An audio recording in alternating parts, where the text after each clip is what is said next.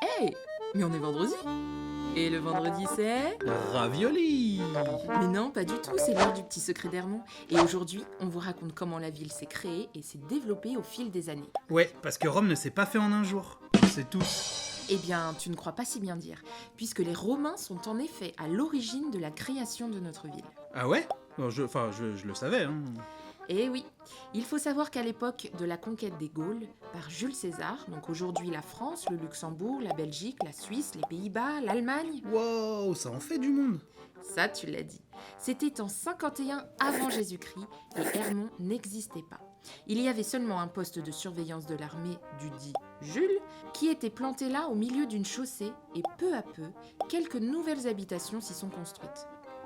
Celles-ci ont entouré cette chaussée qui a été appelée, attention, je te le donne en mille, La chaussée Jules César. Et attends, j'en connais une bonne. Pour l'anecdote, un tavernier qui avait monté son commerce sur cette fameuse rue, on voit qu'on a affaire à un professionnel, hein, pour éviter de donner toute sa fortune à l'envahisseur, l'a enfoui dans un vase au bord de cette chaussée qui a été déterrée en creusant une canalisation en 1884.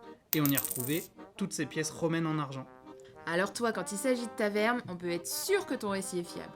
Il faut savoir que cette chaussée gauloise était super longue et reliait Lutèce, donc Paris, à Brévisard, le Pontoise de l'époque, et passait par plusieurs villes comme Asnières, Argenteuil, Sannois, Franconville et bien sûr, Hermont.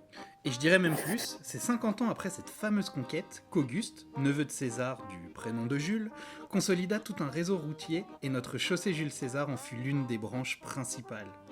Et le premier carrefour de la ville est né entre la chaussée Jules César et la rue Saint-Flève. C'est fou! Bon, faut savoir que les guerres ont ravagé plusieurs fois ce petit village. Hein. Je peux te dire qu'en 1471, on était 40 habitants. Oh, ça en fait du monde! Je te le fais pas dire. Mais on s'est bien rattrapé puisqu'en 1790, la population était à 514 habitants. Mais en 1896, nous étions 2304. Et on augmente encore puisqu'aujourd'hui nous sommes à 29 000 habitants environ, un petit peu plus. Mais on est des malades! Ouais, enfin, toutes les villes se sont développées et transformées à grande échelle au niveau économique et social. Et forcément, Hermont n'y a pas échappé. J'espère que cet épisode vous a plu. On vous donne rendez-vous vendredi prochain pour un nouveau petit secret d'Hermont. Et là, il est censé vous dire de vous abonner. Eh mais c'est déjà moi qui l'ai fait la dernière fois. Ok, Georges. Pardon.